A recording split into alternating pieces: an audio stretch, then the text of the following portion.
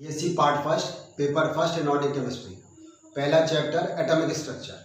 इसके पहले हम 10 क्लास पढ़ चुके हैं, ये 11वीं क्लास है। बहुत सारी बातें हमने उसमें सीखी हैं। उसमें पिछली क्लास की अगर हम बात करें तो पिछली क्लास में हमने सीखा था कि किस प्रकार से एटॉमिक ऑर्बिटल्स में इलेक्ट्रॉन भरे जाते हैं। इसको हमने अबव प्रिंसिपल कहा था। और अबव प्रिंसिपल में हमने 4 बातें सीखी थी। एक पाउलीज एक्सक्लूजन प्रिंसिपल, पाउली का अपवर्जन का नियम। फिर हमने सीखा था हुंस rule of maximum multiplicity, Hund की अधिकतम बहुलता का नियम सीखा था। फिर तीसरा था N+L रूल और चौथा था stability of half filled and filled orbitals, अर्धपूर्ण और पूर्ण कक्षकों का स्थायित्व। तो इन चारों को नियमों को ध्यान में रखकर, यानी कि अबव प्रिंसिपल को ध्यान में रखकर हम किसी एलिमेंट्स के इलेक्ट्रॉनिक कॉन्फ़िगरेशन की बात करेंगे, उनके इलेक्ट्रॉनिक विन्यास की बात करेंगे कि इनके इलेक्ट्रॉन का विन्यास किस प्रकार होता है या इनमें इलेक्ट्रॉन किस प्रकार भरे जाते हैं। तो जैसा हमने पहले कहा था, हमें ये बात ध्यान में रखनी है कि इसमें जो भी मिनिमम एनर्जी के ऑर्बिटल्स होंगे, जिनके ऑर्बिटल की एनर्जी कम होगी, इलेक्ट्रॉन पहले उसमें आएगा और उसके बाद जैसे जैसे इनकी एनर्जी बढ़ती जाएगी वैसे वैसे उनमें इलेक्ट्रॉन भरते चले जाते हैं। तो एक सरल तरीका इनको याद रखने का और सीखने का ये है कि आप पहले इलेक्ट्रॉन जो भी आपको ऑर्बिटल्स में भरे जाते हैं उनको एनर्जी लेवल के हिसाब से लिख लीजिए। जैसे मान लीजिए हम यहाँ लिखे पहले 1s, सबसे कम एनर्जी 1s की होती है, उसके बाद 2s, फिर 2p। तो आप पहले सबके लिए लिख लीजिए, पहले 3s, 3p और 3d। आप जानते हैं s में केवल फर्स्ट जो जिसमें प्रिंसिपल क्वांटम नंबर की वैल्यू है कि उसमें केवल एक ऑर्बिटल होगा s। जब प्रिंसिपल क्वांटम नंबर की वैल्यू 2 होगी तो s और p होंगे, जब 3 है तो spd होगी, यदि 4 है तो ये 4s, 4p, 4d और 4f, यदि 5 है तो 5s, 5p, 5d, 5f, 5d। इसके बाद यदि 6s है तो 6s, 6p, 6d। इसके बाद फिर ये 7s, 7p और उसके बाद 8s, और इस तरह से हम और भी लिख सकते हैं। तो ये ऑर्बिटल्स को हम बहुत आसानी से इसमें हम लिख लेंगे। अब इनको आप इस प्रकार से याद रखेंगे तो आपको बहुत आसानी से याद हो जाएगा।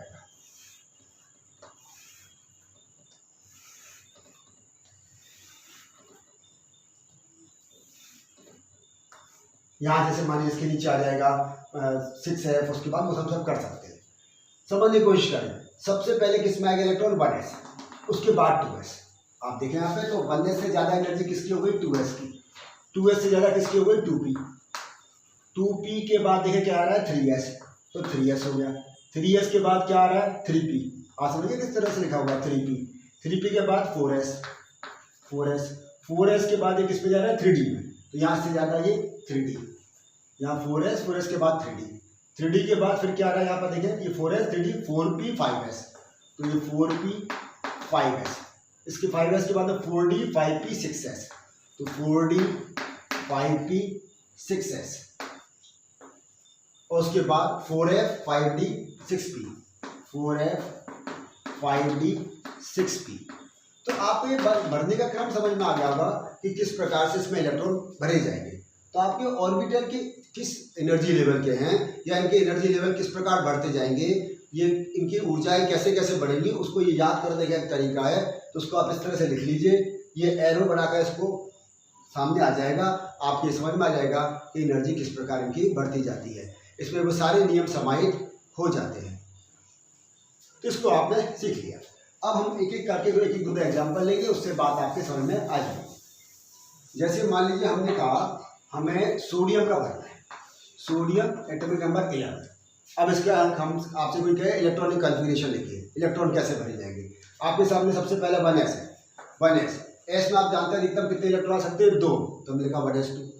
1s के बाद कौन आएगा 2s, तो यहाँ लिख दिया हमने 2s, अधिकतम इलेक्ट्रॉन आ सकते हैं 2। 2s के बाद में फिर क्या आएगा 2p, 2p में अधिकतम कितने इलेक्ट्रॉन आ सकते हैं 6। टोटल इलेक्ट्रॉन कितने बनने 11, तो ये 2 और 2 4 और 6 10 हो गए। कहाँ तक आ गया यहाँ पर ये 2p तक। 2p बाद कौन आ रहा है 3s, तो बचा हुआ एक इलेक्ट्रॉन 3s में आ जाएगा। तो इलेक्ट्रॉनिक कन्फिग्रेशन क्या हो गया इसका 1s2, 2s2, 2p6, 3s1। ये जो 10 इलेक्ट्रॉन है इनको ये हम कह सकते हैं ये नियोन में, तो या हम ऐसे भी लिख सकते हैं इसको नियोन 3s1, या तो सोडियम गैस लिखे 1s2, 2s2, 2p6, 3s1, या फिर नियोन 3s1। तो इस तरह से हम इसको आसानी से लिख सकते हैं। एग्जाम्पल एक पिछली क्लास में मैंने लिया था, जैसे मान लीजिए क्रोमियम का था, उससे पहले मैं स्कैंडियम समझे फिर क्रोमियम समझेंगे। स्कैंडियम का नंबर 21, ये आप जानते हैं। तो 21 के लिए लिखिए, तो 1s2 2s2 2p6 3s2 3p6, हमने यहाँ तक लिख दिया 1s2 2s2 2p6 3s2 3p6। इसके बाद यहाँ पर कितना आ गया, यहाँ पर आया 4s2। गिने देखो, 2 और 2 4 6 10 और 2 12 6 18 2 20, इसका नंबर कितना है 21। कहाँ तक गया था 4s के बाद किस में आएगा 3d में, तो ये 3d का। तो अब इससे आपसे कोई पूछे स्कैंडियम का नंबर कितना है, तब भी 1s स्कैंडियम का इलेक्ट्रॉनिक कॉन्फ़िगरेशन, तो 1s2 2s2 2p6 3s2 3p6 4s2 3d1। अब हमें मालूम है यहाँ तक का जो है 2 और 2 4 6 10 और 18 किसका होता है आर्गन का, तो हम ऐसे भी लिख सकते हैं इसको स्कैंडियम को 21 बना सकते हैं हम इसको ऑर्गन का नंबर 18 होता है, और उसके बाद में 3d1 4s2, ये इसका इलेक्ट्रॉनिक कॉन्फ़िगरेशन हो गया। स्कैंडियम का जो इलेक्ट्रॉनिक कॉन्फ़िगरेशन हुआ वो क्या हुआ 3d1 4s2। तो इस तरह से हम इसका इलेक्ट्रॉनिक कॉन्फ़िगरेशन बता सकते हैं। अब जैसे मैंने पिछली क्लास में बात की थी क्रोमियम के लिए, तो यहाँ पर हम लिखते हैं मान लीजिए क्रोमियम, और क्रोमियम का नंबर 24। तो अब यहाँ कितने इलेक्ट्रॉन हो गए 18, तो यहाँ तक हो गए, 2 इसके 20, तो 4 से बचे 24, 24 हो गए। तो यहाँ में क्या करना पड़ता है 4s2 3d4, लेकिन जैसे हमने पिछली क्लास में सीखा था कि हाफ फील्ड और फील्ड ऑर्बिटल स्टेबल होते हैं, तो यहाँ क्या आ जाएगा 3d5 और ये कितना आ जाएगा 4s का। तो इस तरह से किसी भी एलिमेंट का आपको इलेक्ट्रॉनिक कॉन्फ़िगरेशन लिखना है तो आप क्या क्या बातें ध्यान में रखेंगे, आप वो प्रिंसिपल ध्यान में रखिए, सारे आप इलेक्ट्रॉनिक कॉन्फ़िगरेशन आसानी से लिख देंगे। एक चीज़ यहाँ और सीखें, इन्हीं की मैं बात करता हूँ, ये स्कैंडियम वाले जो केस की मैंने बात की है, यहाँ ध्यान से देखिए होता क्या है, उसको ध्यान से समझें।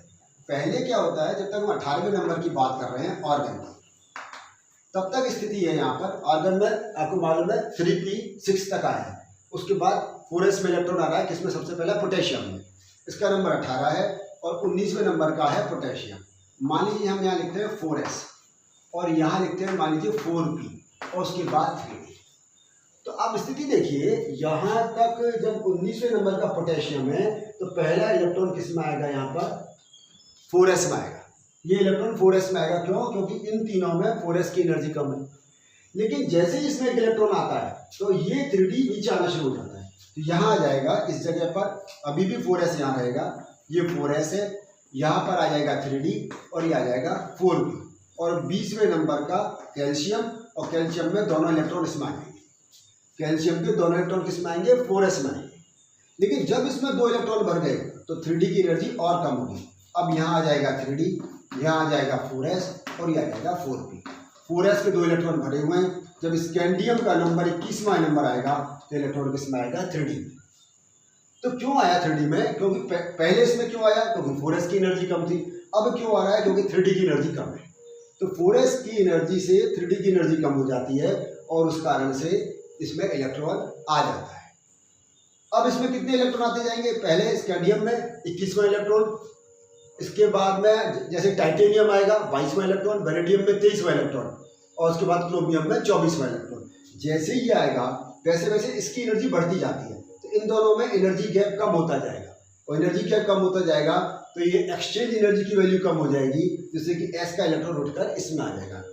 आप पूछोगे अभी क्यों नहीं आया, प्रश्न सुनो ध्यान से। यहाँ d में अधिकतम कितने इलेक्ट्रॉन आ सकते हैं 10 और है 1, तो आप कहोगे ऊपर वाले हायर एनर्जी ऑर्बिटल में तो ज़्यादा है, नीचे वाले में कम है, तो ये इलेक्ट्रॉन इसमें क्यों नहीं आ गए। वो इसलिए नहीं आ गए क्योंकि एक्सचेंज एनर्जी की वैल्यू ज़्यादा थी, इन दोनों में एनर्जी गैप ज़्यादा है। लेकिन जैसे जैसे इलेक्ट्रॉन आता चला जाएगा वैसे वैसे इनका एनर्जी गैप कम होता चला जाएगा, और 4 के बाद में एनर्जी गैप इतना कम हो जाएगा कि इलेक्ट्रॉन आसानी से आ जाता है। और फिर 4s की एनर्जी 3d से कम हो जाती है, तो आयरन में जो 26वां इलेक्ट्रॉन आएगा उसकी जो इलेक्ट्रॉन जो आता है मैंगनीज में, सॉरी वो किस में आता है, मैंगनीज में, वो 4s में आता है वापस से, फिर 3d5 4s2 होता है। तो ये बात ध्यान में रखने की है। एक और बात सीखें यहाँ पर, देखो जैसे मैंगनीज की बात करते हैं, मैंगनीज का भी बात आई है तो सीधा एग्जाम्पल ले लें। मैंगनीज का नंबर है 25, इसका इलेक्ट्रॉनिक कॉन्फ़िगरेशन क्या होगा 3d5 4s2, आर्गन तो आएगा ही आएगा पहले, उसके बाद 3d5 4s2। तो मैंगनीज की +2 स्टेट स्टेबल होती है, क्यों, क्योंकि s में से दोनों इलेक्ट्रॉन निकल गए, उसके बाद जो बच गया d का वो हाफ फील्ड कॉन्फ़िगरेशन बच गया, और हाफ फील्ड बन जाने के कारण से ये स्टेबल हो जाएगा। किससे ज़्यादा स्टेबल होगी? ये ज़्यादा स्टेबल होगी Mn3+ से, क्योंकि Mn3+ अगर हुआ तो एक इलेक्ट्रॉन किस में से जाएगा आपकी बार? दो तो S में से चले गए, एक किस में से जाएगा? D में से, फिर इसमें रह जाएंगे D4 सिस्टम, और D4 सिस्टम स्टेबल होगा नहीं। तो मैंगनीज की 2+ ज़्यादा स्टेबल स्टेट है बजाय मैंगनीज 3+ की। अब बात करते हैं आयरन की, Fe26, इसका इलेक्ट्रॉनिक कॉन्फिगरेशन क्या होगा?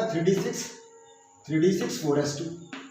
अब इसके दो बन सकते हैं, एक Fe2+ और एक Fe3+। Fe2+ का मतलब क्या? Fe2+ का मतलब 3d6 4s0। 2+ कब होगा? जब दो इलेक्ट्रॉन निकलेंगे, तो 3d6 4s0। 3d6 में अनपेड इलेक्ट्रॉन कितने हुए? 4, लेकिन Fe3+ में कितने रह जाएंगे? दो इसमें से, एक इसमें से गया, तो यहाँ गया 3d5 4s0। इसका लिखे हम कॉन्फिगरेशन, तो हो गया 3d6 4s0 और इसका होगा 3d5 4s0। फिर वो नियम याद रखिए कि हाफ फिल्ड ऑर्बिटल होगा तो स्टेबल होगा। तो आपकी बात समझ में आ रही होगी, Fe2+ और Fe3+ में कौन ज़्यादा स्टेबल है? Fe3+। क्यों स्टेबल है? क्योंकि इसमें हाफ फिल्ड कॉन्फिगरेशन मिल रहा है, अर्धपूर्ण विन्यास मिल रहा है, जबकि इसमें अर्धपूर्ण विन्यास या हाफ फील्ड कॉन्फ़िगरेशन नहीं है। तो हम इन बातों का भी ध्यान में रखेंगे कि कौन सा इलेक्ट्रॉनिक कॉन्फ़िगरेशन कौन सा ज़्यादा स्टेबल होगा। तो इस आधार पर हम ये बता सकते हैं, क्योंकि हाफ फील्ड कॉन्फ़िगरेशन Fe3+ में मिल रहा है, इसलिए Fe3+ Fe2+ की तुलना में अधिक स्थायी होता है। लेकिन मैंगनीज का केस देखें तो मैंगनीज में Mn2+ Mn3+ की तुलना में अधिक स्थायी होता है। तो आप इसके बाद कोई सा भी इलेक्ट्रॉनिक कॉन्फ़िगरेशन आपको लिखने को आए तो आप आसानी से लिख सकते हैं। लेंथेनाइड्स की बात करें तो लेंथेनाइड्स में जब लेंथेनम 57, ये लेंथेनम है 57, इसमें तो इलेक्ट्रॉन किस में आता है? d ऑर्बिटल में आता है। लेकिन इसके बाद से जैसे ही सीरियम का केस लेते हैं, इसका नंबर 58 है, तो इलेक्ट्रॉन d की बजाय किस में आएगा? 4f में आएगा। यहाँ 5d में आता है, 5d के बाद ये 4f में इलेक्ट्रॉन आने लगता है। तो ये सब बातें जब हम ध्यान में रखेंगे, हमारे सामने बस ये रहना चाहिए कि पहले किस में इलेक्ट्रॉन आएगा, जैसे जैसे एनर्जी लेवल बढ़ता जाएगा वैसे वैसे इलेक्ट्रॉन इनमें आते चले जाएंगे। आप बहुत सिद्धांत ध्यान में रखें, n+l का रूल ध्यान रखें, stability of half filled orbital ध्यान रखें, तो आप आसानी से किसी भी एलिमेंट का आपसे इलेक्ट्रॉनिक कॉन्फ़िगरेशन पूछे तो आप बता सकते हैं। लेकिन यदि आपसे पूछे आयंस का, जैसे मान लीजिए आपसे कहे मानो सोडियम प्लस का इलेक्ट्रॉनिक कॉन्फ़िगरेशन लिखिए। और हम पहले सोडियम का देखें तो क्या था? सोडियम का हमारे पास अगर आपको याद हो तो इसका सोडियम का नंबर 11 है, तो यहाँ आ जाएगा नियॉन, और नियॉन के बाद में था 3s1, नियॉन के बाद 3s1।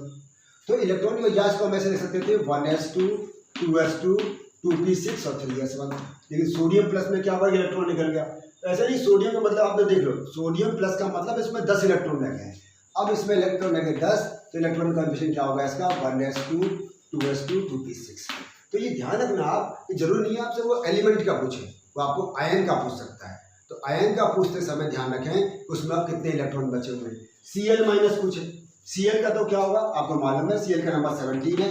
17 का मतलब क्या हुआ? नियॉन, उसके बाद में 3s2 3p5, ये 17 हो गया। लेकिन आपसे पूछे मानो Cl-, इसका मतलब एक इलेक्ट्रॉन इसमें ज़्यादा हो गया, तो अब कितना हो गया यहाँ पर? नियॉन, और फिर आ जाएगा 3s2 3p6। तो 3s2 3p6 से अभी हम Cl- का कॉन्फ़िगरेशन बता सकते हैं। तो आयन का पूछ रहा है, कैटाइन का, एनाइन का, उसका ध्यान रखें। एलिमेंट किसका पूछ रहा है उसका ध्यान रखें, और आप इलेक्ट्रॉनिक कॉन्फ़िगरेशन जो भी आपसे एग्जाम में लिखने को आए आप आसानी से बता सकते हैं। तो इसको प्रैक्टिस कीजिए जितनी बार, जितने एलिमेंट की आपके बुक में पीछे दिया हुआ है आप उनकी प्रैक्टिस करें। बुक में क्वेश्चंस दिए हुए हैं, एग्जाम के आए क्वेश्चन दिए हुए हैं। आप CBH की बुक खरीद लें, CBH की बुक में सारे क्वेश्चन को दिए हुए हैं जो एग्जाम में आए हुए हैं। तो उनमें से सारे क्वेश्चंस को करें, सॉल्व करें, आपको आइडिया लगेगा कैसे एग्जाम में क्वेश्चन आते हैं, किस प्रकार उनको सॉल्व किया जाता है।